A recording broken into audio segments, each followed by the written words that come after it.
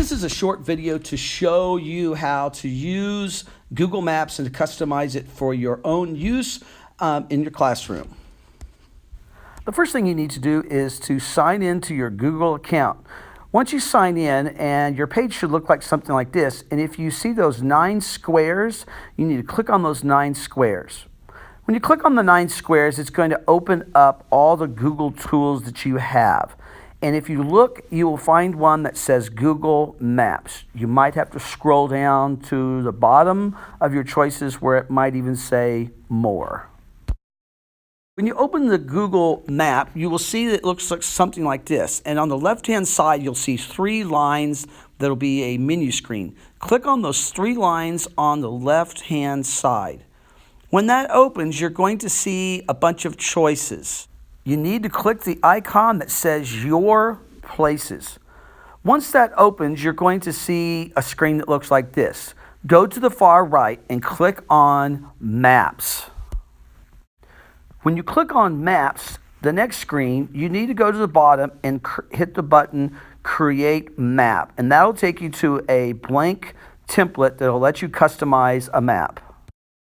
When you're at this blank map, I would encourage you to go ahead and put a title where it says Untitled Map and put a title on it. Over to the right of that, you're going to see a line. This is your search line. So let's look up the Great Wall of China. And so as you type that on there, it'll give you some choices that Google recognizes. And so you click one of those. When you click one of those, at the very bottom, if that's the one you want, you need to click Add to Map. So once we've added this to our map, it's going to give us some geographical information about the place, as you kind of see there, and any links that Google has provided for it. But if you take a look at the bottom right side, you will see some options. And let's take a look at the camera option. Let's click that camera, and the first thing you will see, it's going to give you an option if you want to add images or video. So at this time, let's click a video from YouTube, and it's going to give you a box to search. And so if we type in Great Wall of China, it's going to give us some choices to pick from YouTube.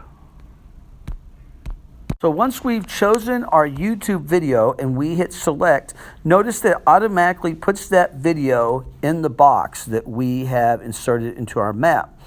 So there's another option that you can do. If you go to your left and you see that paintbrush that says individual styles, if you click that and then you click the individual styles icon and then click sequence of numbers for this illustration, notice that now there's a number 1 at the Great Wall of China. This will put things in a sequential order. For example, so I'm going to look up something else. I'm going to look up the Christ the Redeemer statue in Rio. And I search it, and notice I add it to my map. But if you look now, it's going to have the number 2 there. So I have 2 places, and I want to add a picture of my own rather than a video. So I click the camera, and it comes up with some search options. Well, I'm going to go ahead and just do a general Google search. So if I click over on the right-hand side of the Google Images search, I'm going to type in Christ the Redeemer statue, and it's going to give me choices to choose from, and I will click the one that I want. And it will insert it into my map point. So if we look at our map, we can see that we have a number 1 at the Great Wall of China and a number 2 at the Christ the Redeemer statue in South America.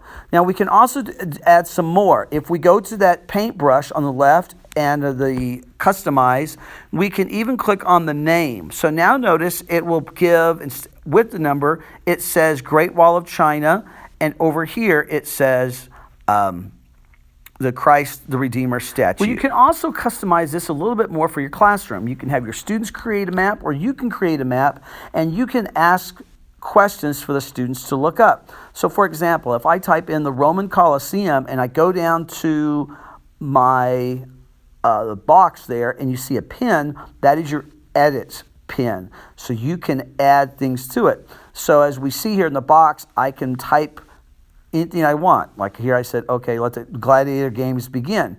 You could put a question that the students could look up, and they could even click the link that Google has provided there.